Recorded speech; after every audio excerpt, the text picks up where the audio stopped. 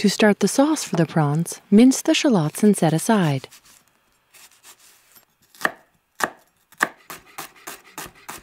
Then finely mince the bottom white part of the lemongrass. First cut off the ends and peel off the outer leaves.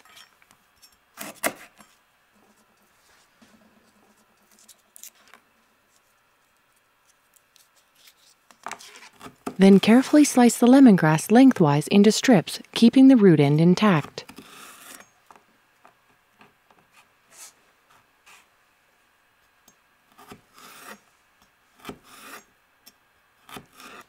In order for lemongrass to be edible, you must mince it very finely, as bigger pieces are too tough to chew. Just smell the beautiful aroma as you're chopping. This is about how fine you want it to be.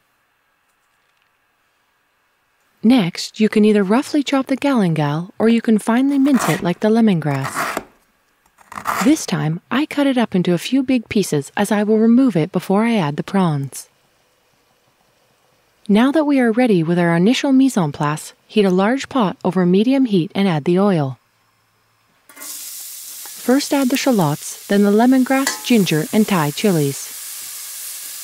Let this mixture cook for 3 or 4 minutes or until the shallots are translucent. Then add the tomato paste and the palm sugar. As it heats up, the palm sugar will melt. You can use regular sugar, but the palm sugar adds a distinct flavor to this dish that really does make a difference. Then add the coconut milk, kaffir lime leaves, and salt. Again, instead of kaffir lime leaves, you can use a bit of lime juice. But the kaffir flavor adds a very unique and authentic Thai flavor to this dish. Now bring the sauce to a gentle boil, then immediately turn the heat down to low and let simmer. You don't want to rapidly boil coconut milk or it can separate. Let the sauce cook uncovered for 15 to 20 minutes. It will reduce slightly and thicken as all of the flavors come together.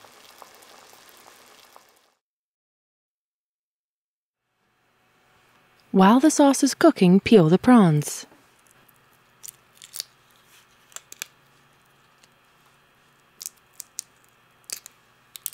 For this dish, I like to leave the tail on.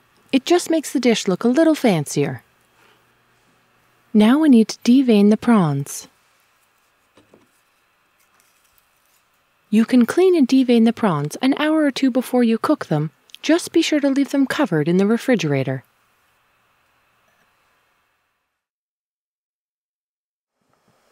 Once the sauce has reduced and thickened, which should take between 15 to 20 minutes, add the prawns and gently simmer for approximately 5 minutes or until cooked through.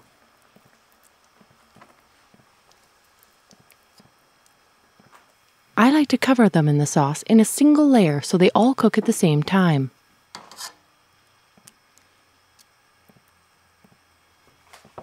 A clear indicator of when a prawn is cooked is when it turns a delicious pink. These are clearly half cooked. You can now turn them all over. At this point, you can also remove the ginger and add the bamboo shoots.